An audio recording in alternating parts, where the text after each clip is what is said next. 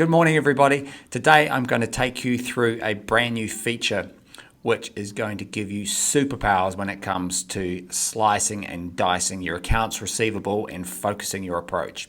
It's called filters. Now, you'll be familiar with the accounts view where you've got a few options of looking at your data in different ways. So you can filter it by workflow, by action, and then also by the age. Now we keep getting feedback that you want to look at this data from all kinds of ways, say like from tracking codes against the invoice or line item descriptions, contact groups in Xero, for example. Well, we've done that. So let me take you through. You can jump into your account, click on filters and enable advanced filters.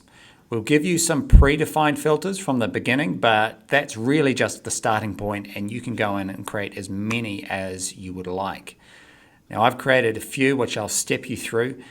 You've got your basic ones here which should be familiar to you. Pending reminders, so these are the accounts that have upcoming reminders. You've got idle. These are workflows which have completed and you need to decide what you need to do next, maybe assign them into the next workflow or have a meeting with the team to figure out what you're going to do next with those accounts. These guys will be familiar to you around the aging. You can jump in and you can edit these to really focus on an age bracket that you're wanting to for a particular time. Then you can look at these guys here, which allow you to filter on specific workflows. So this is really good, especially with our new templates that we have up and running. I'll jump into those quickly, where we've got these standard processes that we're running across your basic workflow that most customers will run through, but then it's great to have a plan for what happens later on in the process, but we'll jump into those in a different video. So these filters here allow you to see everybody that's reached the stop credit part of your process, and likewise with the pre-debt collection part of your process. Now let's jump into some more advanced ones here. Now, if you're using something like Xero, you can add tracking codes, which are super powerful for reporting on regional income or even by account manager.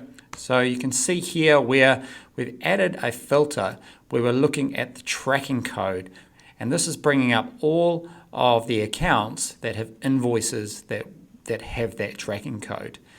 So we can look at the North region. So this allows you to see how receivables is performing across different regions, or potentially if you're also using account managers and feeding that through from another piece of software into Xero, you can show the accounts that have an account manager, Alex. So you can have a very focused conversation with Alex about, well, why these accounts late and what are you going to do about them from a relationship point of view.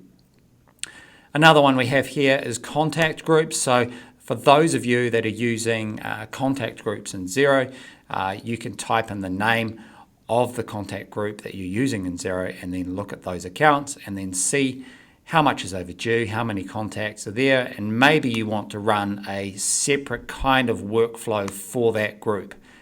For these guys that are on a support contract, then maybe you want to tailor those reminders so that they are specific to that group. It allows you to be a lot more targeted with your reminders and also respecting the kind of relationship that those clients or customers have with you. Now these are fairly basic. What you can also do is create quite advanced filters. So let's say we were looking at account manager Alex, but we wanted to also filter on the amount, and we only cared about, say, accounts that were more than $2,000 overdue. So we'd jump into the all section here, add a filter, and we would look for the tracking code, and this is where we get the account manager. So we type Alex in there. And then, so that's the first part of our filter. Click the plus sign, and now we'll add the due amount, so total amount due. There's a few options in here. We'll go with total amount due is greater than $2,000. Click OK. So there you can have a very, very targeted filter. We can save that. So this would be, say, Alex plus 2K.